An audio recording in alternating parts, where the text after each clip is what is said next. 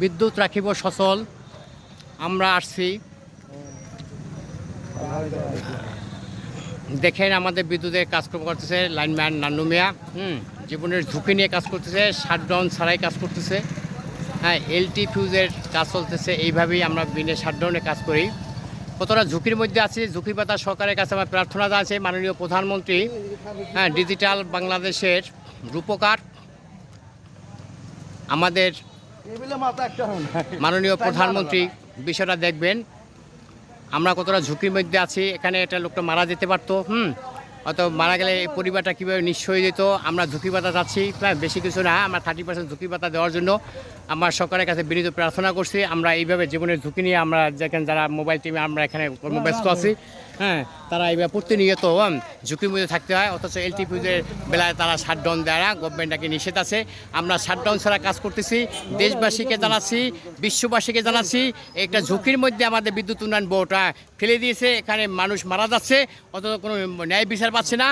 তাদের সন্তানদের চাকরি হচ্ছে না, তাদের কোনো আপনার মৃত্যুকালীন একটা ঝুঁকি পাতা যে দেওয়া হয়, সেই পারিশ্রমিক থেকে বাংলাদেশ বিদ্যুৎ উন্নয়ন বঞ্চিত। আশা করি গণপ্রজাতন্ত্রী বাংলাদেশ সরকারের মাননীয় প্রধানমন্ত্রীর দৃষ্টি আকর্ষণ করছি। আপনারা বিষয়টি যারা এটা দেখছেন, এটা শেয়ার করবেন এবং দেশের সাথে জনস্বার্থে বিদ্যুৎ জাতীয় সম্পদ, এটা রক্ষণাবেক্ষণ দায়িত্ব বাংলাদেশ বিদ্যুৎ উন্নয়ন বোর্ড। আমাদের সকলের জনগণের যারা বিদ্যুৎ চোর আছেন, কলম চোর আছেন, তারা সাবধানে থাকবেন। আমরা আছি বর্তমান বাংলাদেশ গড়ার নতুন মিশন নিয়ে। বিদ্যুৎ রাখিব সচল, দেশের চাকা ঘুরিয়ে দিতে চাই।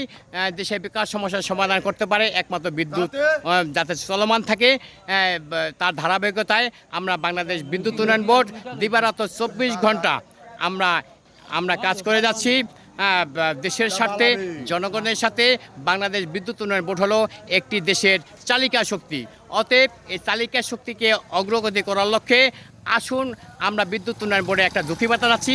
বিদ্যুৎ উন্নয়ন বোর্ডে আমাদের একটা রেশনিং ব্যবস্থা চালু করবেন। জাতির জনক বঙ্গবন্ধু শেখ মুজিবুর রহমান 1972 সালে ইপি অফ দ্য ভেঙ্গে বিদ্যুৎ উন্নয়ন বোর্ড যখন সৃষ্টি করছেন, তখন এখানে ঝুঁকি পাতা দিয়েছেন। আমাদের এক লাইনম্যান ব্যর্থ হয়েছে, আর এক লাইনম্যানে আমরা দেখতেছি কাজে যাচ্ছেন, সেও ঝুঁকি নিয়ে যাচ্ছেন, সেও অভিজ্ঞ। দেখা যাক উনি কাজটা সমাধান করতে পারেন কিনা।